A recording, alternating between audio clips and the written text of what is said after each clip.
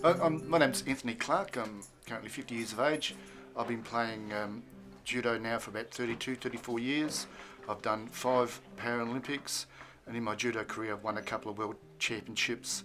I won Paralympic gold medal, and against sighted people at national level I've won over 7 national titles.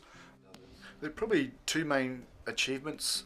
One would have been the gold medal at the Olympics in 1996, where I would have been in my late 30s there, and I was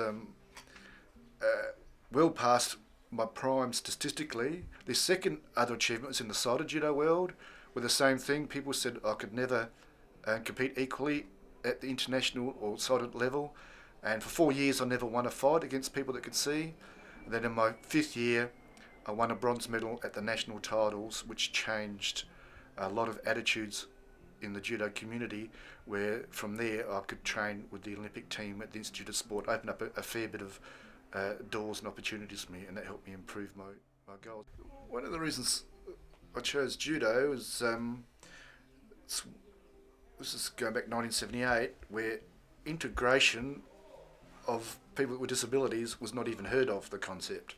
So to cross over into any able-bodied world was very difficult, and segregation was big. As far as any mainstream sports, you weren't even allowed to play, and there weren't even any discrimination laws to support your argument to go. So it was very difficult. And what I learned, and I think a lot of it was growing up in Kilburn, that sort of rough area, I wanted a sport that was a little bit more aggressive. I chose judo mainly because I could play against sighted people in mainstream without the rules being changed for me. And then it was 10 or 15 years before I realised there was a Paralympic movement where people that are blind or vision impaired could compete against blind or vision impaired. And then my career sort of extended from there. I'm a specialist coach, so I help assist the head coach at Adelaide Uni, Michael Headland, who's been my mentor over the years. And I'm sort of a competition coach or troubleshooting coach. So the head coach tells me what problems certain athletes are having, and I'll set up play so they can practice their techniques on me, or workshop any particular problems. And these are sighted athletes I'm coaching, and I do run blind and vision impaired and coach kids there. I'm the patron of the Special Needs Judo Club at Elizabeth, and the idea there is to introduce judo to them. They can stay within those grounds there in the special needs group, or if they choose to, they can go out to the mainstream judo arena.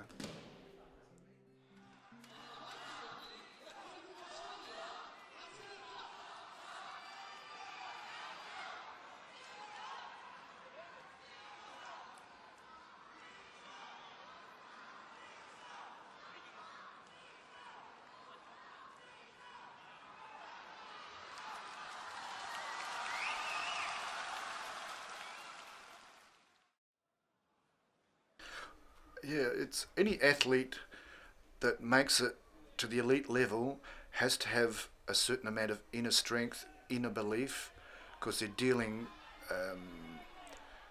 with a range of emotions in competitions. They've got to deal with loss, they've got to deal with negativity, they've got to deal with injuries, and it takes persistence and self-belief and just getting up, dusting yourself off and keep trying. Have you been through times when you felt like you couldn't achieve these things and you felt like they've been too hard? There's been many times. I think everyone has those sort of moments. I guess in my judo career, in other areas, but I guess it's easier to explain in sporting terms, especially in training camps, especially when I've been overseas training at Olympic, at universities that specialise in judo, where I'd be the only Westerner on the mat with 200 or 300 Japanese, and you're doing up to 25-minute rounds of fights every day, week in, week out. Not only does it destroy you physically in exhaustion, mentally you're fatigued. And I've been on the mat in tears, hardly able to move because of emotional distress. I'm thinking, what the hell am I doing here? I'll never survive this. And with the help of my coaches, I've managed to finish these training camps. As a person being totally blind, a lot of people ask me, would I like to get my sight back again? Very interesting question have seen before, and until people ask me that question, the thought has never entered my mind. Have no problems with blind. My life is fine, and in fact, if the opportunity arises, I'd be very reluctant to have any operation to get my sight back, unless it was, 100% guaranteed. There's no secondary sort of indications from it. I find the biggest problem with being blind is people's attitudes. Their attitudes based on myths and stereotypes and false beliefs, and being treated like a second-class citizen. And that is a constant daily struggle. And quite often it's done with good intentions, but unfortunately it's a default position, and that's about the only thing I find difficult about blindness. It's not the blindness itself; it's been discriminated against based on false beliefs. With the judo, it was just a domino effect. I started it, I was good at it. Every little achievement gave me more self-confidence. So I went from winning, a local district fight, then to winning state titles, then to winning at national titles against sighted people, then hearing about the Paralympics, going into there and dominating there, being number one, I think, for over 10 years, and the top 7 for 18 years there.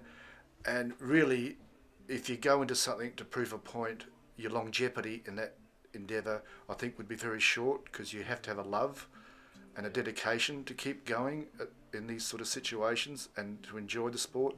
Otherwise, if you prove it for a point, then you're at the mercy of what people say to you. So you have to really know why you're doing things, for what purpose, and be true to yourself, and that can be very difficult at times.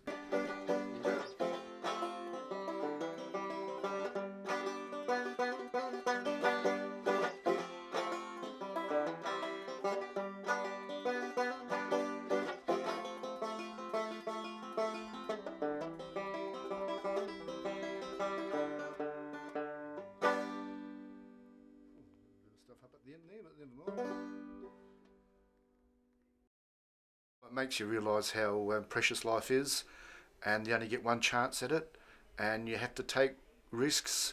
You have to go outside the square to enjoy your quality of life, and probably more importantly, you've got to be at peace within yourself.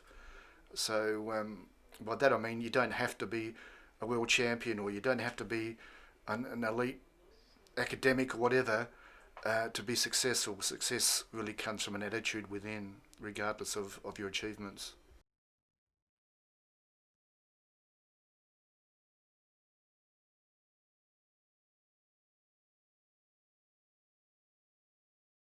Sorry about that. I'll just get that, and I forgot to put the answer machine on. You're right.